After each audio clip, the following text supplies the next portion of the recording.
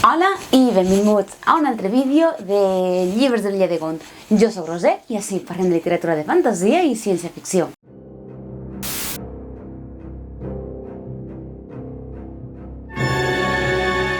Bon any nou, bon any 2025, reprenem la programació habitual, diguem, i comencem este any amb un clàssic per a la llar de foc.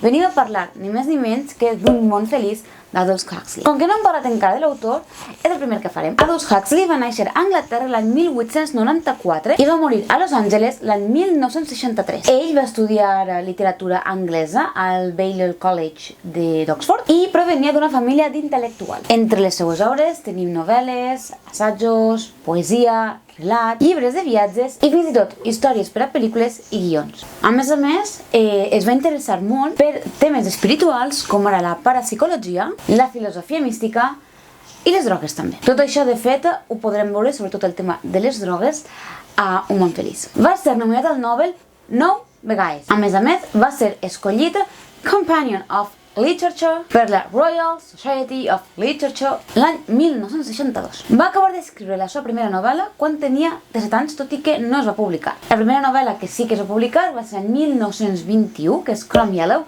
que era un conjunt de relats de sàtira social. I ja l'any 1931 va publicar el que és una de les seves obres més conegudes, Brave New World, és a dir, Un món feliç. Què és un món feliç? Un món feliç és una distopia. Ens situem a Londres a l'any 2540 després de Crist. Això és segons com nosaltres comptabilitzem els anys. A la història es diu que està l'any 623 DF, després de Ford el dels cotxes.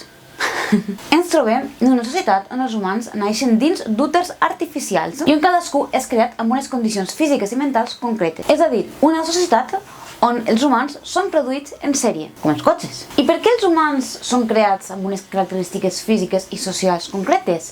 Perquè la societat està dividida en 5 castes. A més, aquestes 5 castes es diferencien pel nivell intel·lectual de cadascuna d'elles. Per tant, ens trobem en una societat on no hi ha pares i mares i, per tant, on aquestes relacions afectives no existeixen. Ni de pares a fills, ni de progenitors entre ells. La cultura i la religió han desaparegut, però també han desaparegut la fam, la guerra, la pobresa i les malalties. És a dir, en un principi ens trobem davant del que seria una utopia. Estem en una societat que seria ideal, on, com diem, no hi ha fam, no hi ha guerres, no hi ha malaltia, però que ja se veia que d'utopia igual no té tanta, I és que hi ha un últim element que també entra en aquesta dicotomia utopia-distopia, que és el soma. Una droga que et proporciona felicitat instantània. La societat viu totalment alienada amb l'ús d'aquesta droga. La societat, òbviament, on passa la història, perquè no tot el món és així. Però sí que dins del que és l'estat únic, on té lloc per tant la història, tot es fa en nom de la felicitat. Com diem, aquesta felicitat que està imbuïda per la droga. Llavors, així tenim una sèrie de protagonistes o personatges principals que, per cert, els seus noms venen inspirants per personatges i pensadors històrics. A veure si els capteu. El que sí que podríem qualificar com a protagonista seria Bernard Marx, que és un psicòleg que, tot i que hauria d'haver nascut amb, com diem, les característiques físiques, no és tan alt com anar-se de la seva casta i això sempre el deixa com amb un complex d'inferioritat. Tenim Lenina Kraun, que ella és una incubadora, treballa a la fàbrica de creació d'humans, i després tenim a Helmholtz Watson, que és un bon amic de Bernard. Apareixeran més personatges que seran fonamentals per tota la crítica social que es fa al llibre, però no us en diré massa, més que res perquè crec que és interessant descobrir-lo segons veig en el llibre. Quina és la premissa dins d'aquesta utopia-distopia? Bernard Marx és bastant crític amb la societat en la que viuen. I, sota certes circumstàncies, acaben obligant a ell i a Lenina a prendre's unes vacances a la reserva salvatge de Nou Mèxic.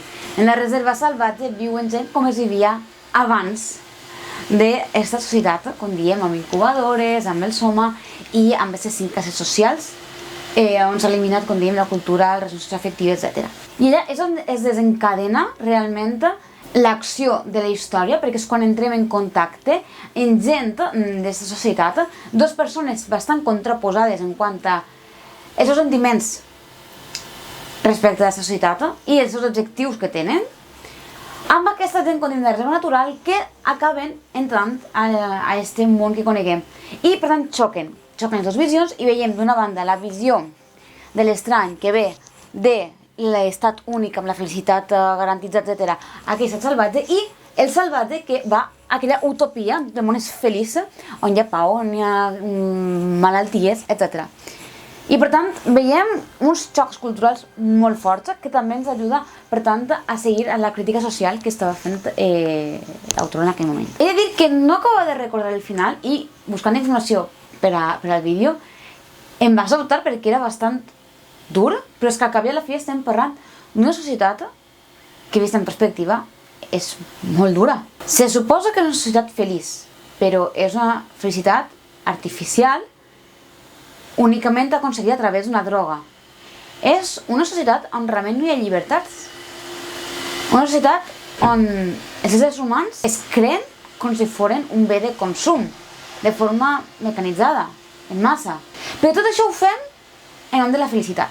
I llavors així entra en joc la pregunta que ja ens van trobar a Frankenstein, i és: quins són els límits de la ciència moralment? Fins on pot arribar la ciència? Tot és vàlid en nom de la felicitat?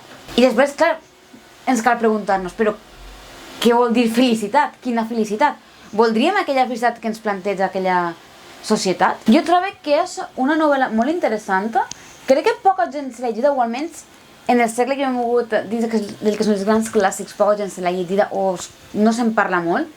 I trobo que és una història, quan la mires, bastant dura per tot el que passa i perquè realment es planteja preguntes filosòficament bastant importants, no? De què és la felicitat, fins on s'ha d'arribar en nom d'aquesta felicitat, fins on ha d'arribar la ciència, no? I l'Estat, també en aquest cas, perquè estem parlant d'un estat únic, per tant totalitari. També se'ns parla, evidentment, de la llibertat, però ja no només de la llibertat com l'entenguem normalment, sinó de la llibertat també dins de les relacions socioafectives, no? Perquè com no és que no n'hi hagi relacions entre pares i mares, no estan permeses aquestes relacions socioafectives, això també és llibertat, la llibertat de poder o no estimar algú, no? Ja independentment de que estem parlant de relacions homosexuals o no, simplement el fet de tu poder dir vull una relació amb aquesta persona, no? Això també és una llibertat a la qual se'n parla molt al llibre, per tant també del significat de família, per exemple, no? Perquè al no haver pares, mares ni progenitors no hi ha tampoc família, ni hi ha germans. Per tant crec que és un llibre molt interessant, bastant colpidor, sobretot amb el final, però que té molt clar quina és la crítica social que volia fer, té molt clar de què volia parlar i ho va fer sense embuts. Ja per últim, comentar-vos que el teniu evidentment disponible en castellà, català i anglès, i també hi ha hagut diverses adaptacions. De fet, adaptacions a teatre, a ràdio, 2 telefilms, un fanfilm, una minissèrie de l'any 2010 i, això no ho sabia jo, l'any 2020 també va fer una primera temporada, però la van cancel·lar. Pel que vaig llegir un poc és de sempre, que no era com la base d'inspiració, però una sèrie, bla bla. Bueno, ja sé com acaben aquestes coses. Però bé, ara sí, i vosaltres que coneixeu, espero que sí, us heu llegit esta novel·la, vos va agradar? Vos va parecer també colpidora? Què vos va parecer? Evidentment, ens sentim com sempre a comentaris. Si vos ha agradat el vídeo, doneu-li m'agrada, subscriu-vos al canal i ens veiem d'aquí 2 setmanes. Adeu!